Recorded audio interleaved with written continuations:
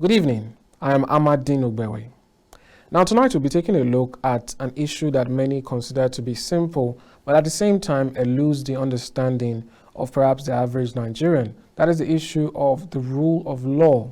What does this really mean? What is the relationship with good governance? And how can citizens hope to hold the government accountable and themselves to this core principle? Tonight I'll be taking a look at this with a special guest, a legal practitioner. He's also a lecturer at the Faculty of Law, Baze University. He's the Directorate of Anti-Corruption, Rule of Law and Good Governance of the Christian Lawyers Fellowship of Nigeria, Class Fund. I'm talking about Kenechukwu Agwu. He joins me now to do justice to the matter and how Nigerians can begin to exhibit and to make use of this principle in their daily lives and also to hold government accountable.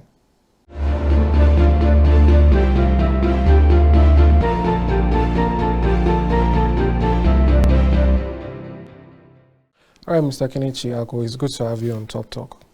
Thank you very much. It's right. Kenechukwu. Kenechukwu, Yes, I'm so sorry about that. No problem. All right, so let's talk about good governance and the role of citizens and the rule of law in all of this. So let's start with a baseline with definitions. What is the rule of law really? All right, so the rule of law has to do with several concepts really. The first being the equality of the law. Equality of the law in the sense that every citizen is supposed to be equal before the law. Nobody is supposed to be treated above the other in the law. It also deals with the concept of supremacy of the law, which is to say that the law is what is supreme and not the whims and caprices of any particular individual. So it's the opposite of the rule of man. The rule of law is the opposite of the rule of man. So we talk about the social contract theory. Before, as man kept on evolving, we were in a state where there was no law, there was no order. Might was right, you know, we're in a state of confusion. Thomas Hobbes says that life was nasty, brutish, and short in that stage. So in evolving, man came together and said, look, come on, let's give these rights we have to the state for safekeeping, while retaining those that are inalienable, which has now evolved over time to now be known as a fundamental human right. So the rule of law is basically saying that everything that is done in the society, that is done with the citizens, should be done in accordance with laid down provisions of the rules of the law. All right, that's a great breakdown of it all. Now, from what you've said, bringing it into the Nigerian context, how far would you say we've gone? You know, what's the level of progress? Well, that's a very, like not say a very tricky one, but the good thing is we've made progress in comparison with where we were before. One of the elements or subtle elements of rule of law is embedded in democracy, which is that the people should decide who their leaders are, that the people should have a say in government. You'll agree with me that during the military era, you wouldn't say there was rule of law, because the first thing they do when they come in is to suspend the constitution, right? So to that extent, to the extent that we have the laws written down, we can say there is rule of law. But when you look at practical things that have been happening over the time, one begins to question what exactly is the type of rule of law, or what we practice as rule of law in Nigeria. For instance, if two persons have committed an offense, the rule of law presumes that they should be treated equally. There should be fairness, there should be equality, equity in treating people. But when Mr. A does one thing and we clap for him, we cheer him on, Mr. B does that same thing and we hang him. So for instance, someone goes to Wuse Market and steals a cup of rice, or steals goats from the butchers, is being lynched. Jungle justice is the order of the day. But when someone is even found guilty of corruption charges, is taken to prison. The moment he's out, or maybe he has done a plea bargain, he goes on Thanksgiving, you see the community coming to dance with him, our leader is back and all of that. So you begin to look, does the law in Nigeria really treat people as equal? Are there people who are seen to be above the law? Are there people who, when they commit the same thing you and I commit, they'll be let to go free? Are there people who are who will necessarily know that, look, come what may, these people are not going to face the law, or they face it in the initial stages, and maybe when they jump onto another political party, the law seems to let them go? Can we say in that sense that we have rule of law? So rule of law entails that what our constitution says should be supreme and we should abide by it. It entails that what is done to A should be done to B. It entails that people should have access to justice to redress wrongs done to them. So for instance, if a minister takes my property and I go to court, will I have the same leverage he has as a minister?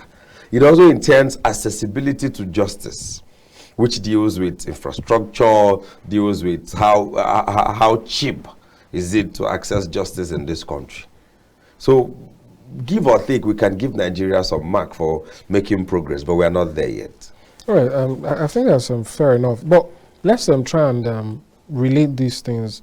The effect of rule of law on good governance. There's a belief, varying beliefs or school of thoughts about the destination and the journey, where people say is a means to an end. So they look at it that if the goal that I have in mind is worthy of of the greater good, then we should not pay too much attention. Yes. So I'd like to get your thoughts on how does it mirror good governance? Because some people believe that it doesn't matter how I get into government. It doesn't matter how I do things. Are there results? When you go home, do you see a flyover? Do you see good roads? Do you see? If you have that, then don't question me about my methods. So let's know the relationship with good governance. So you have to think of at what cost are those things you think you are doing. So rule of law is one of the indices of good governance. Good governance entails, it has a lot of definitions. So trying to define it will be taking a lot of time. But one of the indices, even as adopted by United Nations, is that it is responsive, it is participatory. There is voice and participation, right? It entails rule of law. It entails what is the level of corruption involved, right? The indices also include development, like we will say, but development must be holistic. Capital, human capital development, not just seeing flyovers here and there. So good governance cannot be said to have been attained if there is no rule of law. It's just like saying that a cattle rearer, a herdsman who is taking care of his cattle, makes all the decisions for the cattle in their best interest. But human beings are not cattle. We must participate in the process.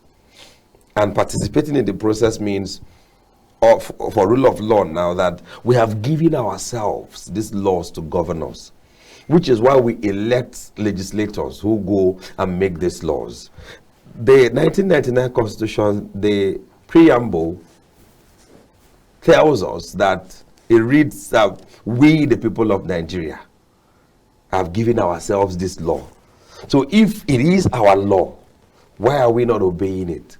If you disobey it and you build all the flyovers, you create all the things you want to create, but there is no rule of law, that indices of good governance is missing. We can rate you high for infrastructural development, fine and good, but where the people don't feel that they belong, and the way to make them feel belong is by making sure that everybody sees that the law is working. That's fair enough. Before we go into maybe some specific issues, let's talk about the citizen aspect of this. How does the rule of law apply to citizens and how they go about, their day-to-day activities? I'll give perhaps an example. Like for instance, you made a mention of, jungle justice and people believing that certain things are are fair because they see this corporate, so to speak, in a certain way. Or let's talk about when perhaps you are in a queue at the bank, and you have some way of talking to in a government, not a bank, pardon me, a government establishment where you're supposed to follow certain rules, but then you slipped some money to someone to get across. And some people refer to these things as grace, that and they won't go ahead to share testimony. Yes. So does this have anything to do with the rule of law? Should there be some level of that citizen feeling like when things come, when an opportunity or a chance comes to do the right thing or the wrong thing, I don't really have to abide. That's for the government. That's for the main people. So you see, this argument is one of the reasons, or one of the things that bedevil us in this our society, or this our nation called Nigeria. So someone feels there are two thieves, but because you feel this is a higher thief, you feel the lesser thief hasn't done anything wrong. After all, this person did this. No, the rule of law applies to everybody, right? So as Nigerian citizens, it has also to do with our value system. What do we value? Because if one of our core values is honesty, integrity, as expected of us, we have a booklet called the National Ethics and Integrity Policy. Yes. So if we pick integrity, for instance, which involves honesty and all of that as one of our core values, citizens would know that shunting lines does not only affect you or favor you in the interim. The little child who is watching you do that, what does it tell him? It tells him as long as he can get around his ways, as long as he can get up with whatever he needs to get done with whatever means he wants to get done, then that is fair. No. The rule of law for the citizens imply that we do not just look at the man up, but we look at the person down as well. But one of the reasons why it seems we are always looking at the people up is when you catch the big fish, the small ones pick one or two lessons from there and they are in check. You will agree with me that like in 2015, when President Buhari came on board, everybody thought, oh, he's going to be the man to get the country right. And everybody put their acts together. People were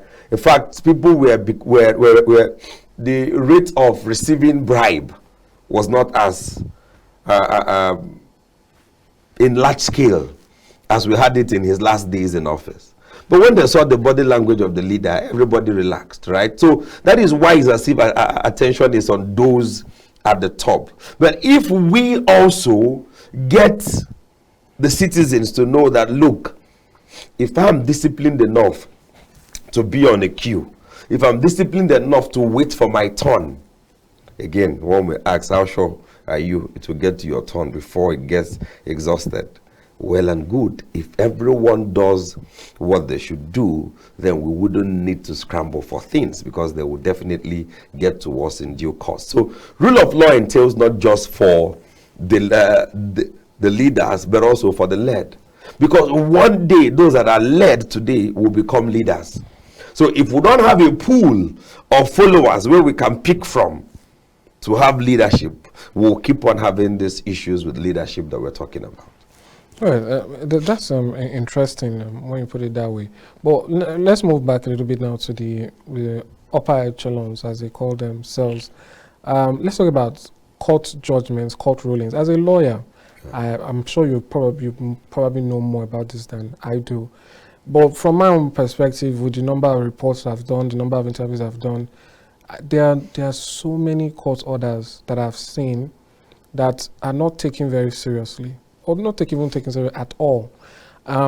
We see when courts, the judge says this should be done, and it's not done. Even the person who has been ordered to do it, what are they going to do to me? They go about their lives. If I want to use, some examples, during the period where the IGP was ordered to be remanded in custody, same thing with the EFCC boss at the time. People saw that story and they said, nothing's going to happen. There's no way. I mean, if the IGP is said to be, if the IGP is going to be remanded, who's going to do the remanding? Is it the people that answer to him that are going to say, my boss, please, let's go to the, stuff like that. Same thing. So, and that aside, I've had conversations with the Abuja regional inhabitants who have judgments, where the court says the government should ensure there is an indigene on the FEC, ensure that, they've brought up these things that are still in court and so on and so forth. But then nothing happens. And then let's even talk about when it happens with monetary value. The court says Nigerian police pays this person so millions in damages. Nothing ever happens to those stories or those accounts. What's the way forward in that the executive, their job is enforcement of the law, but then they're being given orders from the judiciary, interpretation from the judiciary, and we're not seeing that enforcement. Yeah, so the first place first is to even appreciate the fact that our judges are beginning to give such judgments, to give such orders, right? It tells us a lot about the independence of the judiciary. But now when it comes to enforcement of these orders, one of the attributes of rule of law is that laws made by the laws interpreted, right, of course, and judgments given by the judiciary ought to be enforced. Now, the lack of enforcement is something that must be decried in the society. I must say this. It's something that we all should speak out against, because one gives impetus to the other, and the second gives impetus to the third to the fourth, and the rest of that. So it goes on and goes on and goes on, but that is wrong. That tells you that, like I said initially, that gives you an idea of where you can place Nigeria's our indices, our indicators for good governance and rule of law. That means we're not yet there where we ought to get to at the moment, right? But what can citizens do? We have opportunity by our constitution periodically to review those we place in places of authority.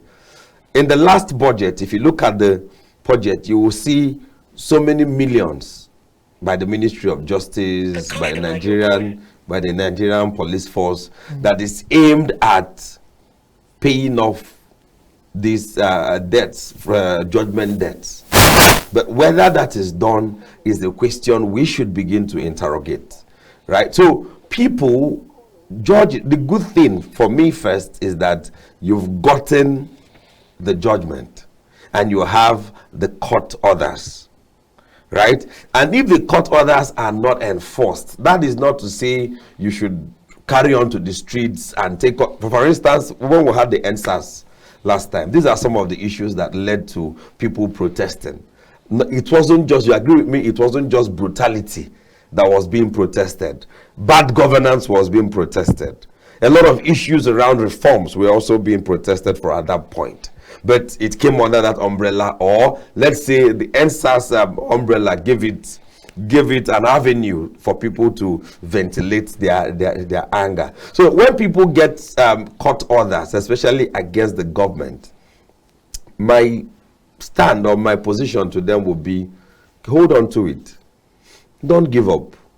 With our tools of electioneering, although I know some of you will now argue that it's been flawed and all of that, but with our tools of electioneering, a time will come when we'll vote in the right people who will do the right things.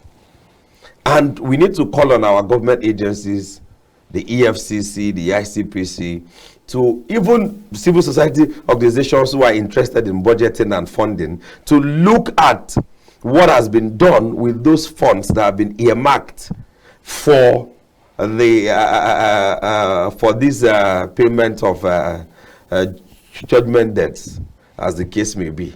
Again, you can also, it's government, they have the money, they may not have the money, but it's your judgment and you have it. You go on to enforce it. But like you said, I've had to handle a case where the police force says, look, we've seen this judgment, we are not even going to challenge it on appeal, but we don't have the money at the moment to comply with this. So we had to follow up. We kept on writing. In fact, we had to write up to the IGP, and then the judgment debt was released eventually. Right. I think that's interesting, and that's fair enough. Perhaps it's a continuous process. If it continues over and over, maybe we'll get there.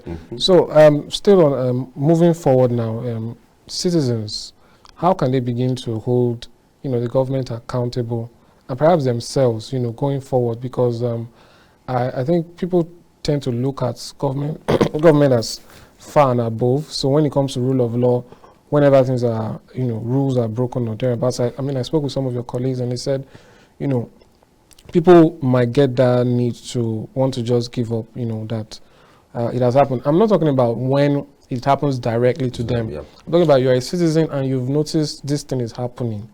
What level of power do you have to make a difference? The first thing to know is for them to know what their rights are.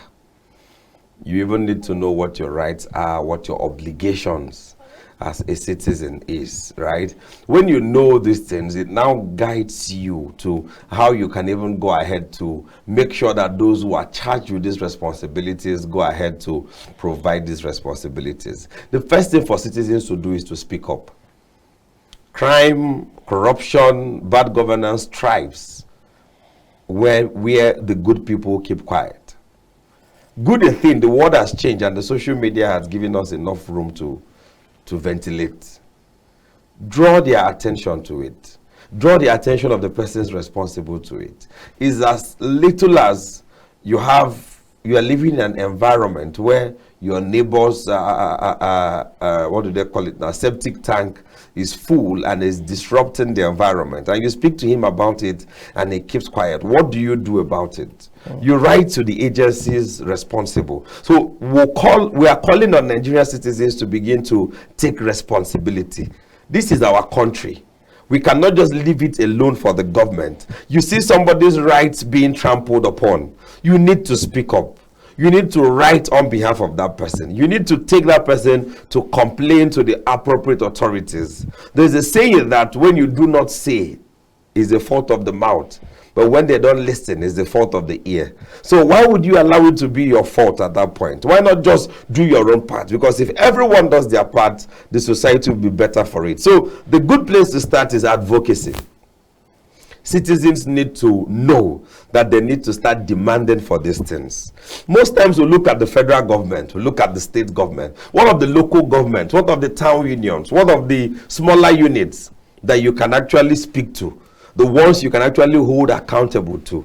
You elected representatives to the House of Assembly, to the House of Representatives, and to the Senate. Why not get them to say these things? Why not get them to speak up? That's one. That is advocacy. You need to go on citizens advocacy. Then you also now have to go on to citizenship education.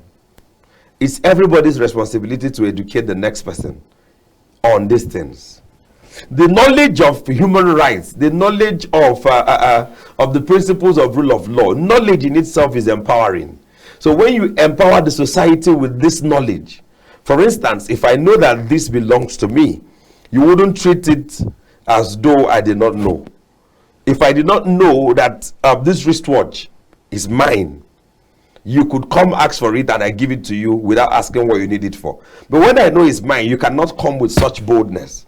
So the boldness, the impunity with which some of our leaders behave will begin to drastically reduce when they know that the citizens now know their rights and they are ready to stand up for their rights. All right, I think that's fair enough. The being equipped with knowledge. Yeah. But I posed the question earlier to another lawyer, a colleague of yours. Yeah. I'd just like to get your thoughts on it. When you are armed with knowledge, but you don't know, how to navigate the real-time process, what do you do? Sorry, when it comes face to face with you, taking myself as an example, I don't think I've said this on air before, but back then when I was a student, even then I was aware that there are certain things the police cannot and can't do with you, But one day a couple of armed policemen asked for my phone, Now, I've had arguments way before then that, no way, I'm not giving my phone to any policeman. I know that they are not allowed to, and so on and so on. But the moment, I was asked, and I saw that whatever happens in this moment, I'm on my own, nobody's going to, I'll probably just be a hashtag, and then it will be gone. So I immediately gave it to him. So sometimes when you have the knowledge and you feel to an extent threatened, what do you do in that regard? All right. Practically speaking, I would say the first thing is that wisdom is profitable to direct.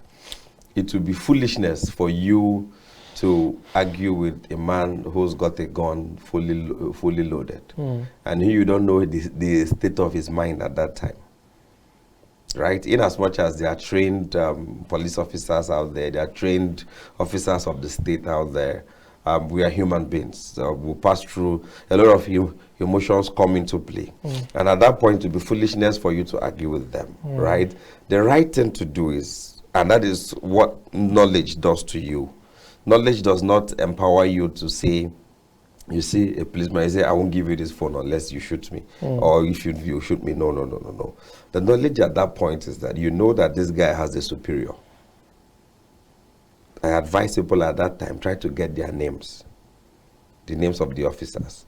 You and I know that also in Nigeria, just a few months back, a few weeks back, some police officers were dismissed. Yeah. For doing that, right? So thanks again to the efforts of social media to blow it up out there. But if you try to get their names and then go on, especially of course if you know that there is nothing incriminating in your phone, you wouldn't hesitate to keep them your phone, right? Now when they do that, just get their names, and when you finish, make an official complaint. The fact that that officer will undergo some form of investigation also adds negatively to his profile in the force, right? So if the officers now know that, look, if we stop about 10 people, 8 of them are going to report, right? Eventually, there will begin to be a change in their attitudes towards the citizens. That's one point. Another point is, for instance, someone who is trigger happy is always happy when they see you agitated, when they see you try to fight, when they see you try to show up. But if you come to me and I gently, it's just like you're going to fight with somebody and the person is like, he's not putting in any effort. He's not, definitely, psychologically, you would calm, right? So these are, I know, I won't pretend that this don't happen. It has happened to me a couple of times too. But when you get their names, try as much as you can to get their names, to get their units. So do an official complaints. If you can, most times, you see also that it's happening to the vehicle in front of you. You can secretly record that before it gets to you. And when you record it, you can quickly send it to somebody on WhatsApp and then delete it. So that way, they won't even hold you to say, why did you record us and all of that. So, but citizens need to start speaking up. Citizens need to start speaking up. Even if you don't have their names, like someone will say that their badges are always removed when they want to do those actions. If they do that to 10 people and the 10 of them speak up, write public petitions, do all of that, they will be called to order. They will know that people are watching and they'll be called to order. Again, now I have to call on civil society organizations to try to work with the Nigerian police force. The IG sitting in his office cannot on his own monitor what is happening in all the units, but we can have eyes, right? And if we complain to him, if he receives complaints from a particular state, a particular unit over and over again, he will definitely begin to look in that direction. Again, we should know that for these changes to happen, we need to be patient. Take steps, but you must be patient. You don't expect you report today. You expect that by tomorrow the person is sacked already. The truth is, again, we also have Nigerians who are irritant. Nigerians who would want to give you troubles doing your job. So that is why the police force will also take time to investigate both sides. Like we say, that God gave us 2 ears so we can hear from both sides. All right, that's a very good way to end the program. Thank you so much. I think the key takeaways here is do your part. The CSOs also apply pressure, legally as much as we can, and eventually it will yield results. Thank you so much for coming on the program. It's been a pleasure. Thank you very much. Thank you so much. Thank you. Very much.